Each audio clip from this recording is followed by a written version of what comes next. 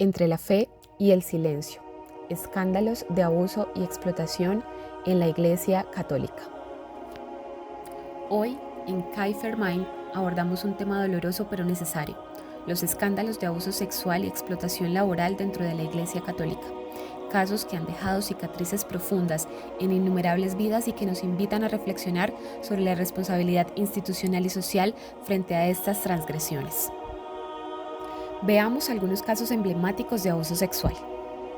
Julio César Grassi, Argentina, fundador de la Fundación Felices los Niños. Grassi fue condenado en 2009 a 15 años de prisión por acceso carnal y corrupción de menores agravada. A pesar de la condena, continuó oficiando misas hasta el año 2013, evidenciando con esto la falta de acción inmediata por parte de la Iglesia. Condena confirmada para Julio César Grassi, 15 años de prisión para el cura, así lo decidió la Suprema Corte de Justicia de la provincia de Buenos Aires, que ratificó la condena de 15 años contra Julio César Grassi por los delitos de abuso sexual agravado y corrupción de menores. El fallo, con los votos de los ministros Luis Genú, Héctor Negri, Juan Carlos Hitters y Daniel Fernando Soria, rechazó los recursos extraordinarios que habían sido presentados por el cura. Y de esta forma los jueces confirmaron la condena a 15 años de prisión impuesta por el Tribunal en lo Criminal número 1 de Morón y luego ratificada por la Sala 2 del Tribunal de Casación Penal por los delitos de abuso sexual agravado y corrupción de menores.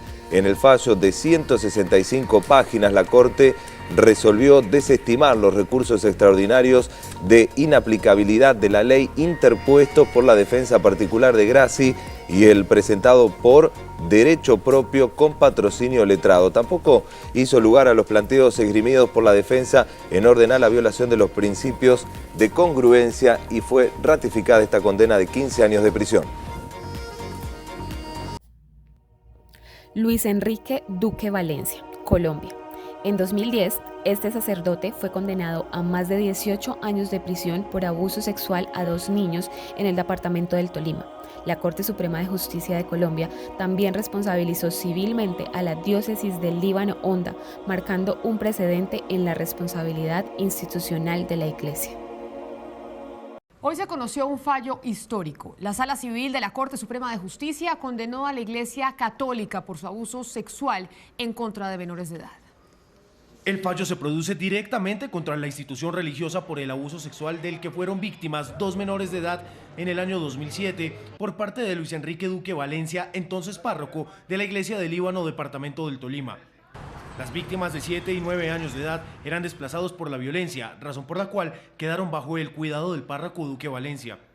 En el fallo, la Alta Corte afirma que el aludido clérigo, aprovechándose de su actividad pastoral y sacerdotal, del respeto a la fe que profesan los fieles, de la credibilidad que ostentaba ante la sociedad y de la inmadurez psicológica de los menores, los sometió y accedió carnalmente en las instalaciones de la misma parroquia. En su momento, el cura del Líbano fue condenado a 18 años de prisión por el delito de acceso carnal violento agravado. Sin embargo, quedó en libertad por vencimiento de términos e incluso volvió a oficiar misas en Ibagué. Posteriormente, la policía lo recapturó y un tribunal de Ibagué condenó a la diócesis del Líbano a pagar 80 salarios mínimos a las víctimas y a sus padres. Finalmente, la Corte Suprema de Justicia condenó a la diócesis del Líbano como persona jurídica, afirmando que el párroco Luis Enrique Duque estaba bajo la dependencia de la Iglesia Católica en el momento en que abusó sexualmente de 2 de sus feligreses menores de edad. Escándalo de Nous Camins, España. En Barcelona, durante los años 80 y 90, se denunciaron abusos sexuales en la organización religiosa Nous Camins. Altos cargos eclesiásticos, como el obispo auxiliar de Barcelona, según investigaciones periodísticas, participaron en el encubrimiento de estos hechos. Explotación laboral en el Opus Dei.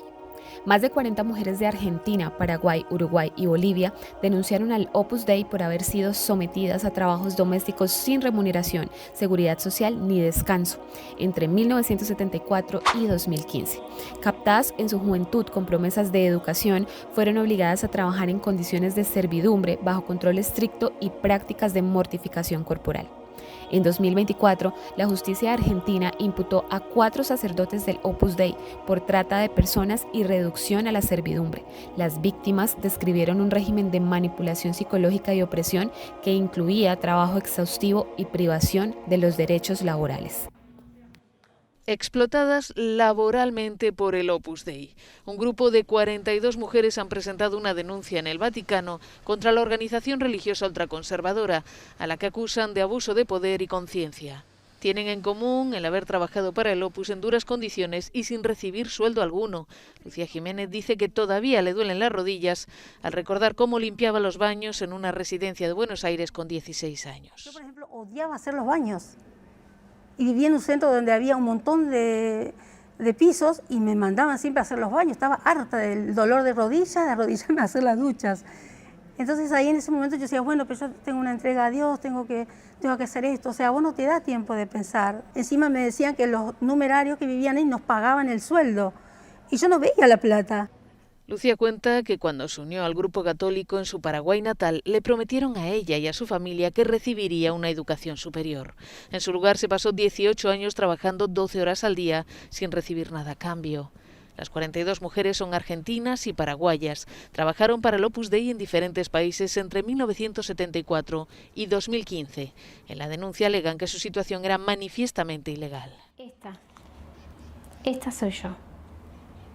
Sebastián Sal, el abogado de las mujeres, dice que su caso no es una excepción.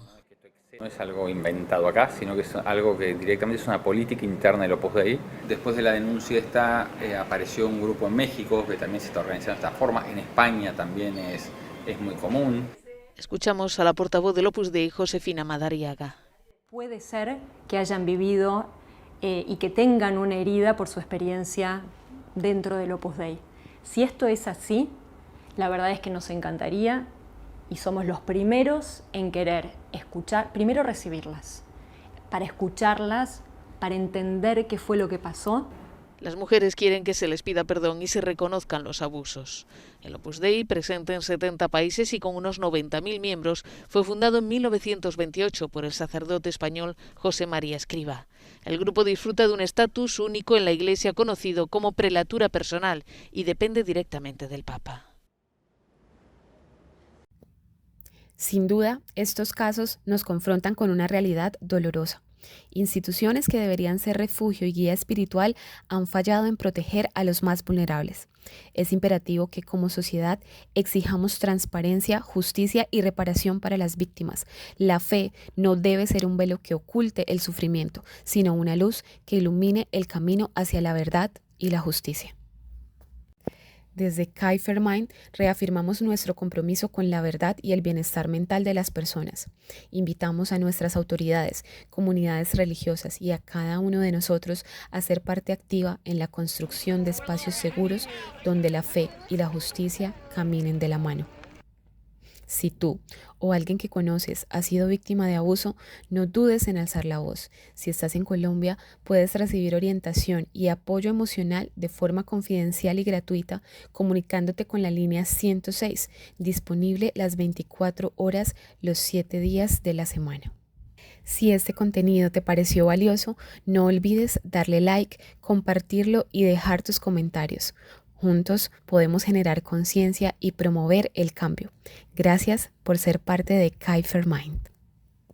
Tu mente necesita aire, tu cuerpo movimiento. En Bucaramanga pedalea con los mejores. Tecnibikers, salud mental y ciclismo van de la mano.